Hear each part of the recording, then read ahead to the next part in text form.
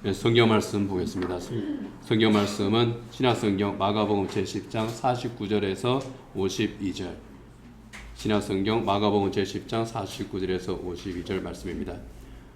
하나님께서 주신 말씀 함께 읽겠습니다. 예수께서 걸음을 멈추시고 그를 불러오라고 말씀하셨다. 그리하여 그들은 그 눈먼 사람을 불러서 그에게 말하였다. 용기를 내어 일어나시오. 예수께서 당신을 부르시오. 그는 자기의 겉옷을 벗어 던지고 벌떡 일어나서 예수께로 왔다. 예수께서 그에게 말씀하셨다. 내가 너에게 무엇을 하여 주기를 바라느냐? 그 눈먼 사람이 예수께 말하였다. 선생님, 내가 다시 볼 수 있게 하여 주십시오. 예수께서 그에게 말씀하셨다. 가거라, 내 믿음이 너를 구원하였다. 그러자 그 눈먼 사람은 곧 다시 보게 되었다. 그리고 그는 예수가 가시는 길을 따라 나섰다.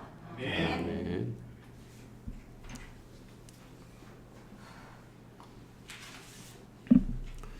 순서대로 하면은 사도신경 우리가 이제 계속 말씀의 은혜를 나누면서 오늘은 예수님의 심판에 대한 말씀을 나눈 날입니다. 네, 이제 오늘은 다른 본문으로 또 하나님의 말씀의 은혜를 함께 나누고요. 다음 주에 계속 이어서 하도록 하겠습니다. 출애굽한 이스라엘 민족이 광야에서 40년 동안 계속 이제 유랑 생활을 했습니다. 40년 유랑 생활을 다 마친 후에 하나님께서 그들에게 정한 기간이 지난 후에 그들은 요단강을 건넙니다. 요단강을 건넌 그들이 처음 만난 그 가나안의 성은 여리고 성이었죠. 이 여리고 성은 인류 역사에서 가장 오래된 도시 가운데 하나입니다.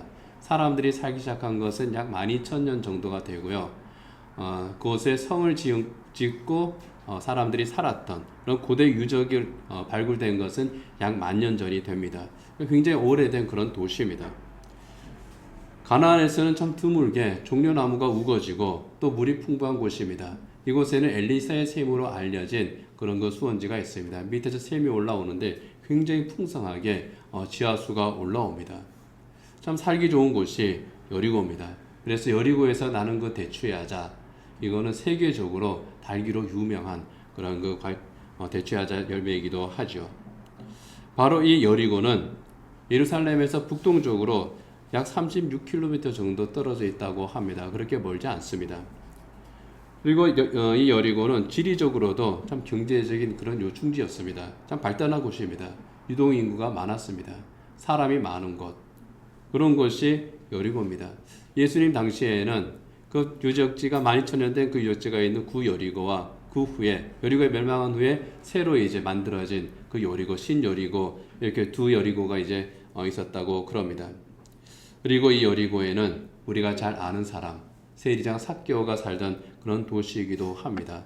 성경에서 굉장히 친숙한 그런 도시이죠. 출애굽한 이스라엘 민족이 가나안에 들어갈 때 처음 만난 곳이 여리고성이고 예수님께서 또 세리장 삭개오를 만나서 구원하신 바로 그것이 또 여리고이기도 합니다. 이 여리고성에 예수님께서 들어가실 때에 성경학자들은 구 여리고성에서 신 여리고성으로 가실 그때였을 것이라고 그렇게 추측을 합니다. 누군가가 예수님의 이름을 아주 큰 소리로 간절하게 외쳐 부릅니다. 그 이제 외침에 이제 성경에 나와 있는데요. 오늘 본문 46절이야 47절 같이 한번 읽어보도록 하겠습니다. 그들은 여리고에 갔다. 예수께서 제자들과 큰 무리와 함께 여리고를 떠나실 때에 디묘의 아들 바디메오라는 눈먼 거지가 길가에 앉아 있다가 나사렛 사람 예수가 지나신다는 말을 듣고 다윗의 자손 예수님, 나를 불쌍히 여겨 주십시오 하고 외치며 말하기 시작하였다. 바디메오라고 하는 시각장애인이 예수님께서 지나가신다는 말을 들었습니다. 이 여리고성을 지나가신다. 이 말을 듣고서 예수님 웅성웅성하는 소리가 들렸겠죠. 저기 예수님이 지나가시나 보다. 그래서 큰 소리로 외칩니다. 다윗의 자손 예수님, 나를 불쌍히 여겨 주십시오. 아주 크게 이제 외칩니다. 얼마나 크고 집요하게 외쳤는지 모릅니다. 사람들이 야 조용히 해 하고 야단칠 정도였습니다.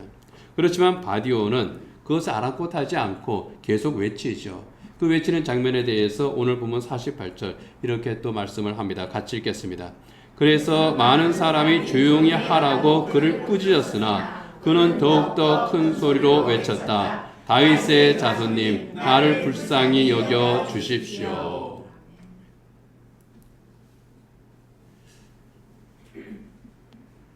이 바디메오의 직업은 여기 성경에 소개되어 있는 대로 거지입니다. 구걸하고 사는 사람입니다.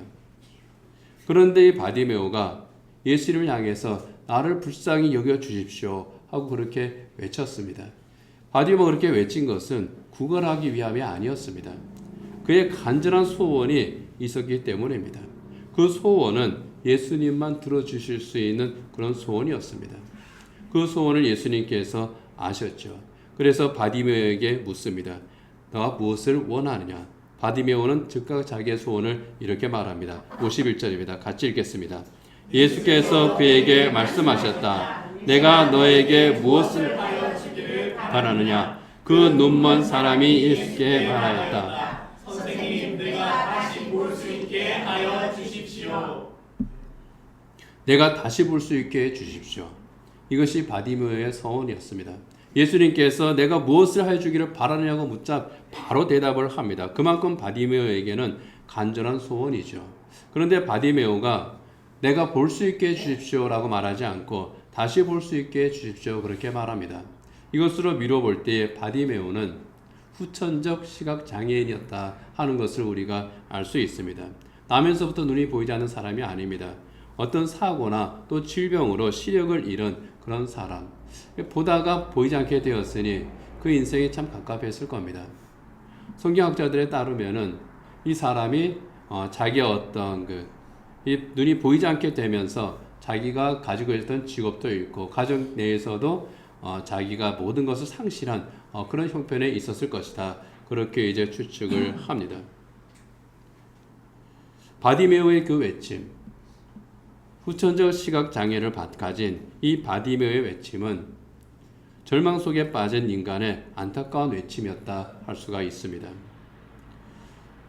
그 이유가 무엇이었든지 간에 시력을 잃었다고 하는 것, 내가 가지고 있는 그것을 상실해 버렸다고 하는 것, 그것이 얼마나 많은 것인지 모르겠지만은 자기가 누리고 있었던 것도 잃어버리고 앞으로 자기가 하고자 했던 그 모든 것도 잃어버린 그러한 삶, 현재의 것, 과거의 것도 잃어버리고 현재의 것도 소망이 없고 미래의 것도 잃어버린 자의 그런 삶, 그것이 바디메오의 처지였습니다. 그래서 그가 할 수 있는 것은 다른 사람에게 구걸을 해서 살아가는 그러한 그 현실적으로 비참한 그런 자의 삶, 잃어버린 자의 삶이 바디메오의 현재였습니다.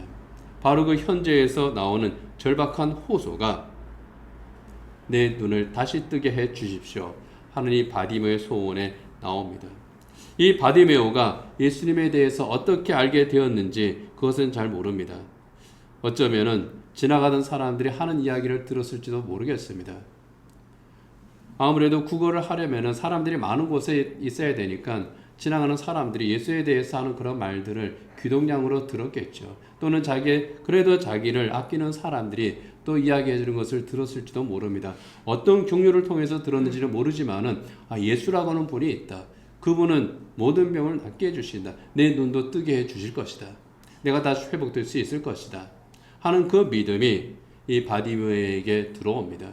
바디메오에게 믿음으로 인한 소망이 생긴 겁니다. 절망 속에 살던 바디메오에게 유일한 소망이 생겼습니다. 그렇기 때문에 이 바디메오 앞을 예수님께서 지나가신다고 할 때에 여리고에 예수님께서 들어오셨고 예수님께서 이제 이 여리고를 지나가신다고 하는 것을 들었을 때에 이 바디메오는 예수님을 향해서 크게 소리를 지를 수밖에 없었던 겁니다. 유일한 기회였기 때문에 이 예수님만이 나의 소망인데 예수님께서 여리고에 오셨고 예수님께서 여리고를 지나가시고 나면은 다시금 기회가 없을지 모른다 하는 그런 생각이 그에게 있었을 겁니다. 그래서 바디메오는 소망 가운데 절박함으로 믿음으로 예수님을 향해서 크게 소리를 지르는 겁니다. 예수님께서 내 외침을 들으시면 나를 치유해 주신다고 하는 그런 기대와 또 반드시 나는 치유된다고 하는 그 믿음이 담긴 외침이었습니다. 그렇기 때문에 크게 외칠 수밖에 없는 겁니다. 크게 외쳤는데 난관에 부닥쳤습니다. 어떤 난관입니까? 사람이라고 하는 난관입니다. 예수님을 따라가는 수많은 사람들입니다. 예수님께서 여리고에 들어올 때부터 따라오던 그 사람들입니다. 그때는요, 예수님께서 인기가 절정에 달했던 바로 그때입니다. 예수님이 가는 곳마다 사람들이 따라다녔습니다. 예수님께서 예루살렘에 입성하시기 바로 직전이거든요. 예수님께서 예루살렘에 입성하실 때에 그 광경이 어땠습니까? 많은 사람들이 예수님을 향해서 호산나 다윗의 자손이 우리를 구원하십시오 하고 외치면서 환영했던 바로 그 시점입니다. 많은 사람들이 예수님을 따랐습니다. 예수님께서는 그들과 함께 다니면서 그들과 함께 길을 가면서 복음을 전하셨고 또 삭개오를 구원하셨고 또 병자들을 고쳐주셨습니다. 기적이 그곳에서 일어났습니다. 그것을 직접 목격했던 사람들, 예수님의 복음을 들었던 그 사람들입니다. 그런데요, 그들은 바디메오의 그 외침에 귀를 기울이지를 않았습니다. 바디메오를 향해서 시끄럽게 굴지 말라고 꾸짖었습니다. 원문을 보면은요, 단순하게 꾸짖는 게 아닙니다. 비난에 가까운 꾸짖음입니다. 억압적인 그런 말입니다. 명령입니다. 야, 시끄러워! 어디서 감히 너가 그렇게 예수의 이름을 함부로 부르고 우리를 귀찮게 해. 그런 뉘앙스가 있는 그런 꾸짖음입니다. 분명히 예수님은 사랑의 복음을 전하셨습니다. 예수님께 오는 사람들을 맞지 않으셨습니다. 병자도 막지를 않으셨습니다. 귀신 들린 자도 예수님께서는 막지 않을 뿐만 아니라 심지어 찾아가기도 하셨습니다. 그 모든 것들을 보았던 사람들입니다. 그 예수님을 따라다니고 있는 바로 그 사람들입니다. 그런데 그들이 예수님과 바디메오 사이를 막습니다. 그들이 장벽이 되었습니다. 인간 장벽이 된 겁니다. 예수님을 만나고자 하는 사람, 예수님을 만나야 하는 바로 그 사람과 예수님 사이를 막는 인간 장벽.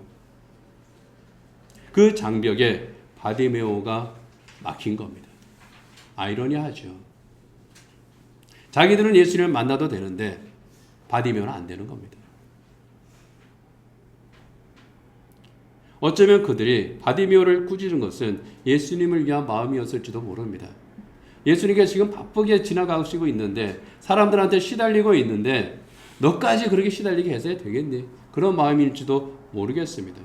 예수님께서 가시는 길에 바디메오가 장애가 되어서는 안 되는 그런 마음 때문이었을지도 모르겠습니다. 그런데요, 어떻습니까? 그들의 의도와 반대입니다. 그들이 오히려 장벽이 되어버린 겁니다. 벽을 허물기 위해서 이 세상에 오신 예수님입니다. 하나님과 사람 사이에 생긴 그 벽을 허물기 위해서 이 세상에 오셨고요. 사람과 사람 사이에 생긴 벽을 허물기 위해서 오신, 그래서 하나가 되게 하기 위해서 오신 예수님입니다. 그런데 바로 이 사람들이 오히려 벽을 쌓았더라 하는 겁니다.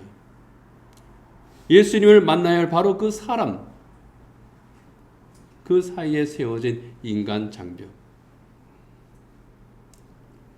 그들에게 바디메오는 거지에 불과했고, 그들에게 바디메오가 외치는 소리는 시끄러운 소음에 지나지 않았습니다. 가치가 없는 인생으로 여겨진 겁니다. 그래서 무시하고, 그래서 책망한 겁니다. 우리도 주의해야죠. 이들의 동기가 무엇이었든지 간에 때로는 거룩한 동기로 오히려 하나님을 거스를 수 있다고 하는 것을 우리는 주의해야 됩니다. 나는 참 선한 마음으로 의로운 생각으로 말하고 행동했는데 그것이 오히려 하나님의 뜻을 거스를 수 있다고 하는 겁니다. 나의 거룩함이 장벽이 되는 겁니다. 때로는 하나님의 영광을 위한다면서 하는 그 모든 일들이 오히려 하나님의 영광을 가리울 수 있기 때문입니다. 우리는 최근에 그런 일들을 많이 목격했지 않습니까? 참으로 선한 동기로, 참으로 의로운 마음으로 하는 그러한 행동과 그런 말들이 오히려 하나님의 영광을 가리우는 그러한 일들, 주의해야 됩니다. 특별히 다른 사람에 대한 판단들, 그리고 내 입에서 나오는 말과 행동, 그러한 것들이 우리 주님과 또 우리 주님의 은혜가 필요한 그 사람 사이를 가로막는 장벽이 될 수가 있다는 겁니다. 내가 의도치 않게 난 정말 선한 뜻으로 했는데, 나는 정말 사랑하는 마음으로 했는데 그게 장벽이 되어버리는 거예요. 마음의 장벽이 되고 감정의 장벽이 되고.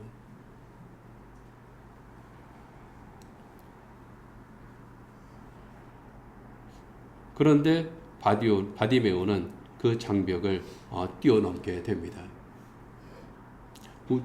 우선적으로 바디메오에게는 간절함이 있었기 때문입니다. 그 간절함으로 더 크게 외칩니다. 바디메오의 외침이 인간 장벽을 넘어갑니다. 그 장면을 48절에서 이렇게 말씀하죠. 같이 읽어보겠습니다. 그래서 많은 사람이 조용히 하라고 그를 꾸짖었으나 그는 더욱더 큰 소리로 외쳤다. 다윗의 자손님, 나를 불쌍히 여겨 주십시오. 크게 꾸짖으니까 더 크게 외치는 겁니다. 더 크게 외치는 그 음성이 주님의 귀에 들렸습니다.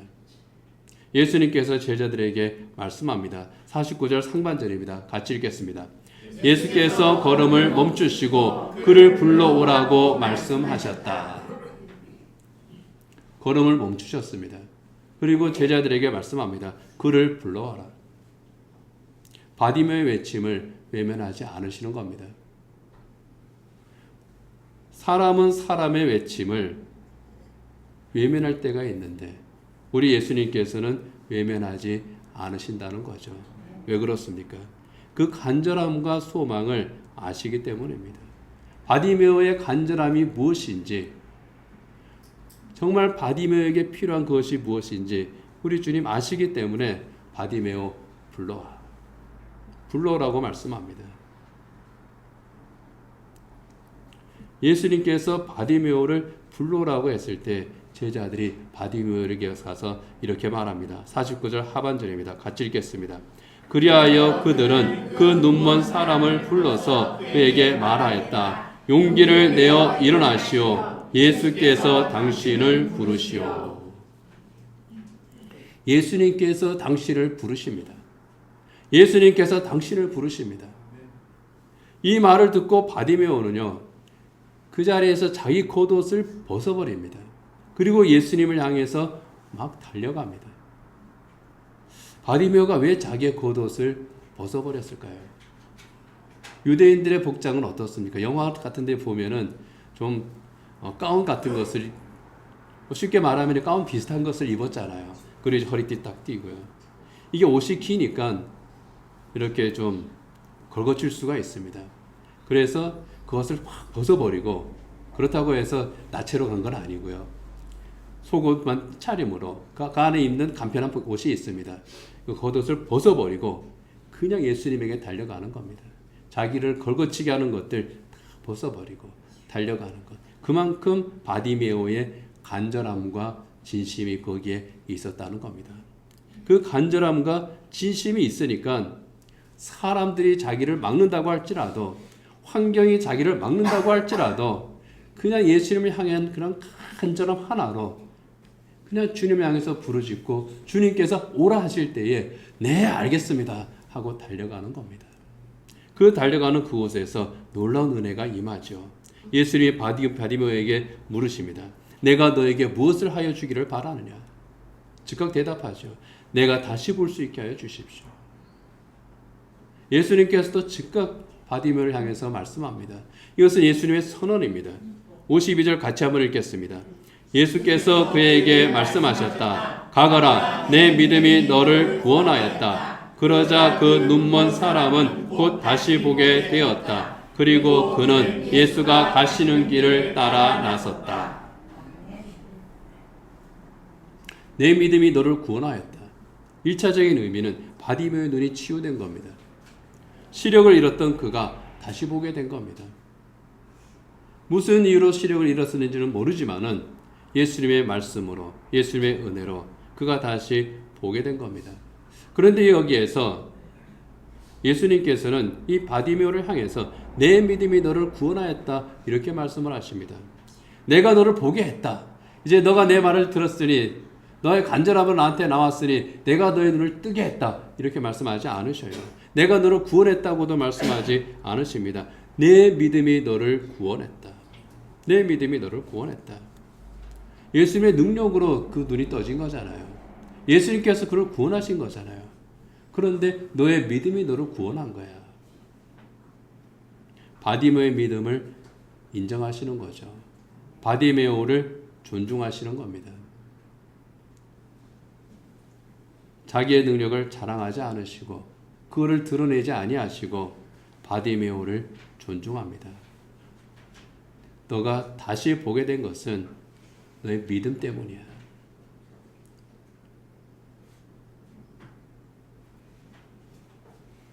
예수님은 자기의 능력을 내세우지도 않으시고 자랑하지도 않으시고 치유의 대가를 요구하지도 않으십니다.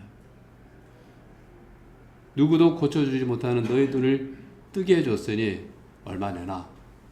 안 그러신 겁니다. 나한테 좀 사례 좀 해야지. 안 그러시는 겁니다. 너의 믿음이 너를 구원한 거야. 그러면서 오히려 더 큰 선물을 또 주십니다. 그것은 눈을 뜨는 것보다 더 큰 선물이죠. 시력을 되찾은 것보다 더 큰 선물, 구원의 선물입니다. 1차적으로는 육신의 구원입니다. 눈을 뜨고 그의 건강을 회복하는 겁니다. 그런데 더 큰 선물을 주시죠. 그 영혼이 구원받는 선물입니다. 그 선물을 바디메오에게 주십니다. 그러면서 예수님께서는 이 바디메오에게 가라고 말씀합니다. 아무 대가도 요구하지 않으시고 가라. 너의 믿음이 너를 구원하였다. 예수님께서 바디메오에게 가라고 하신 것은요. 너의 길을 가라. 그런 뜻입니다. 너의 길을 가라. 이제 너가 선택할 그 길로 가라. 너가 무엇을 선택할 것이냐 하는 겁니다. 참 중요한 대목입니다.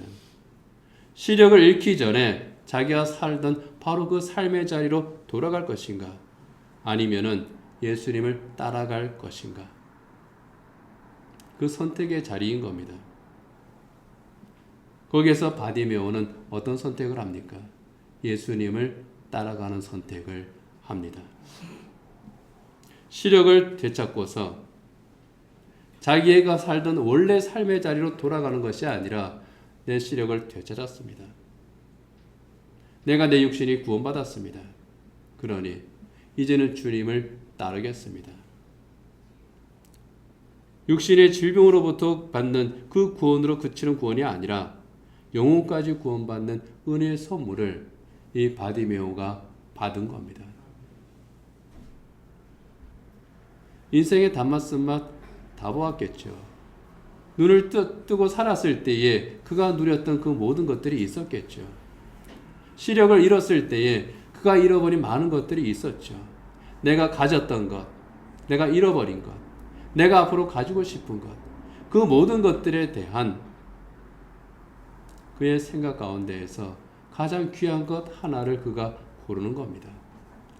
이제 내가 가야 할 길은 과거의 그 길이 아니라 이 세상을 따르는 길이 아니라 이분을 따라가는 길이구나. 예수님을 따르는 그 길을 바디메오가 선택합니다. 영과 육이 모두 구원받은 예수님의 제자가 된 겁니다.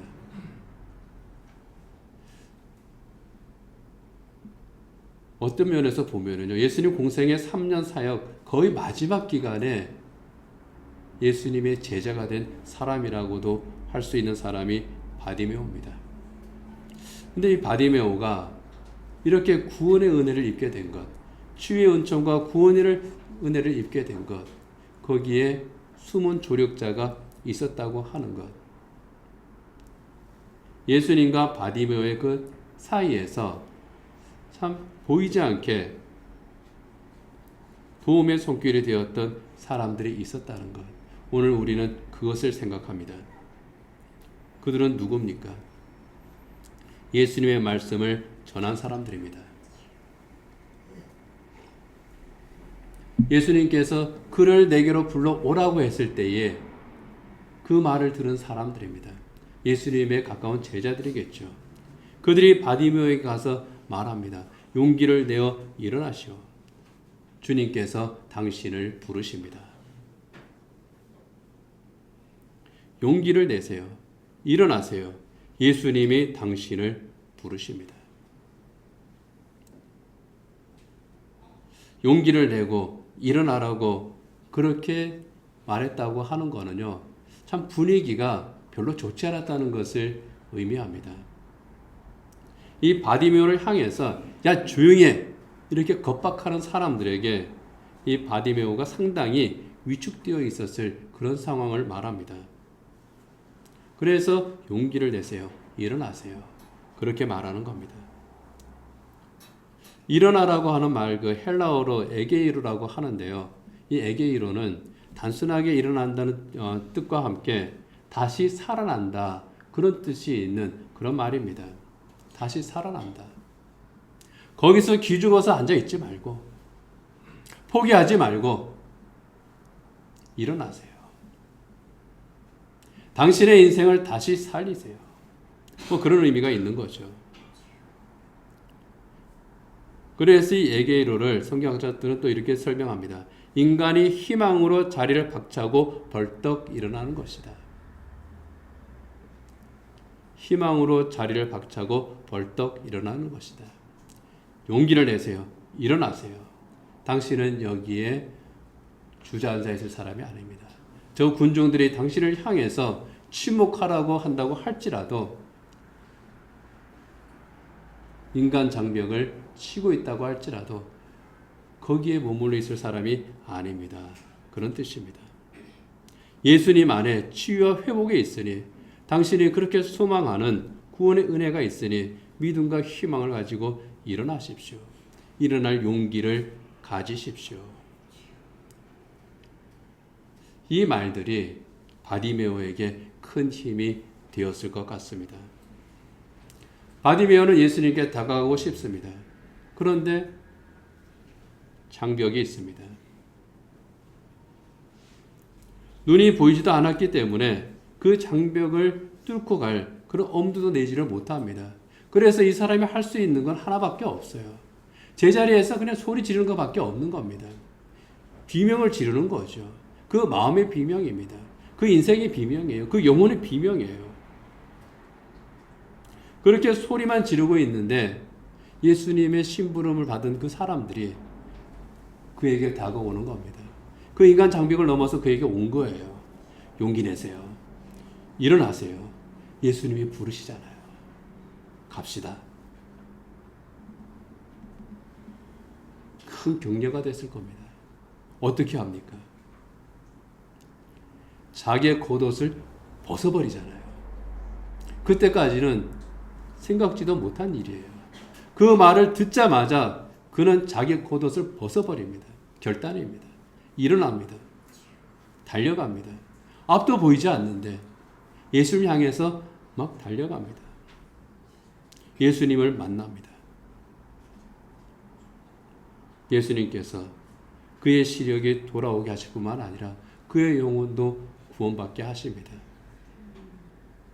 예수님과 바디메오 사이에 예수님의 사랑과 예수님의 관심과 바디메오의 간절한 소망과 믿음, 그것이 바디메오를 치유하고 구원했죠. 그런데 그 사이에 연결점이 된 사람들, 어떤 사람들입니까? 용기를 내세요. 일어나세요. 예수님께 나아갑시다. 이렇게 격려했던 바로 그 사람들입니다. 바디메오의 구원은요, 바디메오의 간절한 소원과 믿음 더하기 격려의 사람들의 합작품입니다. 그래서 리고레 목사님은 공동체를 세우는 삶이라고 하는 그 책에서 또 이런 말을 합니다.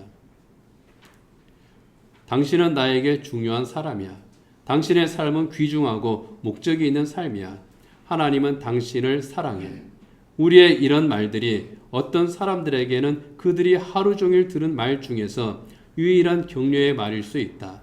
격려하는 말로 사람들을 도울 때 우리는 그들의 삶 속에서 울려 퍼지는 하나님의 은혜의 소리가 될 수 있다. 제가 오늘 설교를 준비하면서 자료를 이렇게 찾아봤었는데 우리 직장인들과 관련된 그런 통계입니다.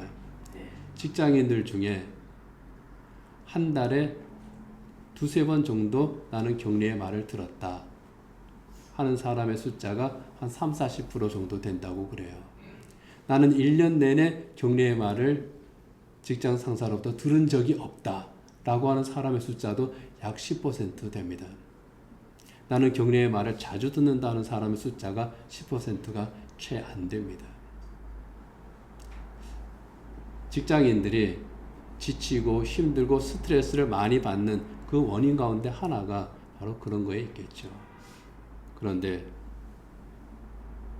언제나 우리를 격려하시는 분이 계시잖아요.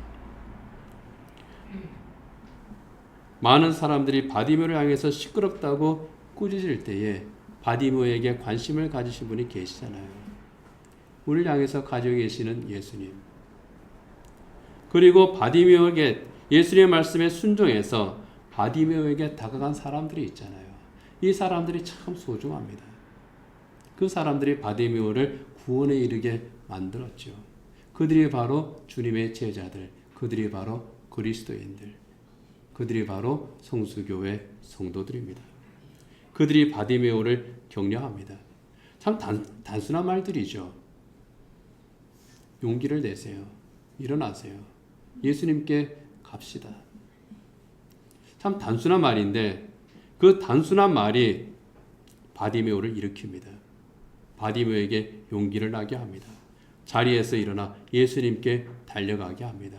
기적이 일어납니다. 그의 시력이 회복되고 영원히 구원받습니다.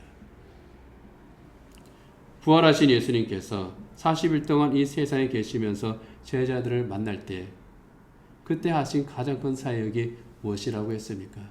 위로의 사역이었고 격려의 사역이었습니다. 내가 부활했잖아. 내가 너에게 말한 것처럼 내가 부활했잖아. 너희들의 죄를 다 사하고 이제 내가 부활했잖아.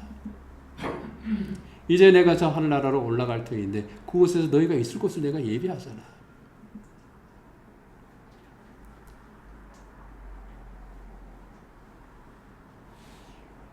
초대교회 성도들 어떻습니까? 서로 격려함으로 주님의 말씀으로 위로하고 서로 격려함으로 고난의 시간들을 이겨낸 것을 봅니다. 그리고 별명 자체가 위로의 사람 바나바. 그는 또 어떻습니까? 이 바나바의 위로와 격려가요. 여러 사람을 살렸습니다. 그 대표적인 두 사람이 있죠. 한 사람은 위대한 복음의 사람 사도 바울입니다. 바울이 바울 될 수 있었던 것은 이 바나바 때문이에요.